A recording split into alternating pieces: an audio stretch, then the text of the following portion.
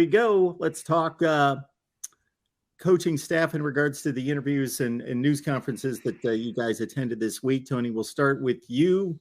Ryan Day, Kevin Wilson, Jim Knowles at the podium. What were your biggest takes? I think my biggest takeaway from Ryan Day is the legit respect he has for the Iowa defense, and probably say the same thing for Kevin Wilson as well, just because it's the same defense they've been running since Kirk Ferentz has been there, but it's the same defense they've been running since Kirk Ferentz has been there. And what Ryan Day was saying is that they have faced every single offensive attack that you can imagine.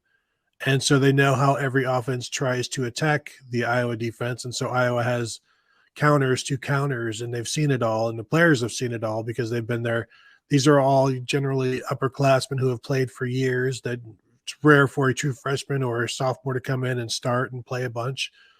So these are experienced players and experienced defense. And, it's coaches know what they want to call, and they know what offenses are going to try to do. So they keep everything in front of you and make you work for it. And Ohio State has been patient, relatively patient, but with these receivers and this quarterback, how long can they stay patient? And for Ryan Day, it's just a matter of just continue to just move the chains, just stay ahead of the chains, and eventually you'll get there. But then you get into the red zone where Iowa's defense is even better.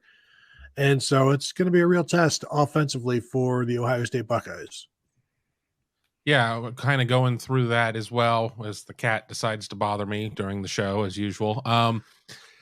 Ryan Day, we heard more about an opponent this week than we have probably since Notre Dame, to be honest, because the Iowa defense is real. And, there have been a lot of opponents that Ohio State has faced that have been number 6 against the run, number 8 against the pass, things like that, because they hadn't played anybody.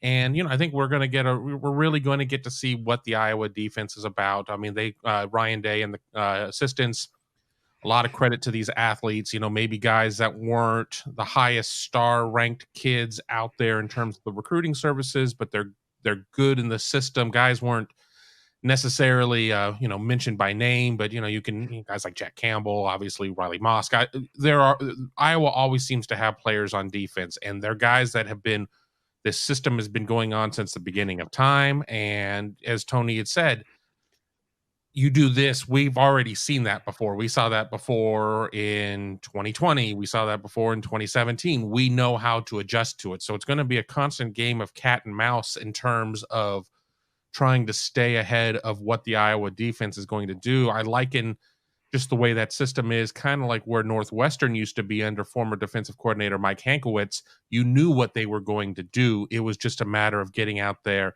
and out executing them. And, there were some fun stories from both Jim Knowles and from Kevin Wilson about particular players and things. But, with this kind of being the Iowa preview show, a lot of respect for the defense. And, nobody was going to take the bait and say that the Iowa offense is compromised or challenged or anything like that. And I think that the most loyal Hawkeye fan out there is not going to disagree, because none of those terms are necessarily being aggressively ugly toward it. It is challenged, it is compromised, and that's for us to write about, and the players are going to get out there. And I mean, let's not get too far away from the 17 game. Ohio State was a 21-point favorite going into Iowa City and got blindsided by a combine. So, there's nobody's going to look past this. Remember, it was Ryan Day's first year on the Ohio State staff, and he described it as a scar, and as a scar that's not going to heal. So, don't expect him to sit there and read the press clippings that Spencer Petras can't hit water if he falls out of a boat, or that Iowa can't run or whatever. They're going to come in fully prepared for the Hawkeyes.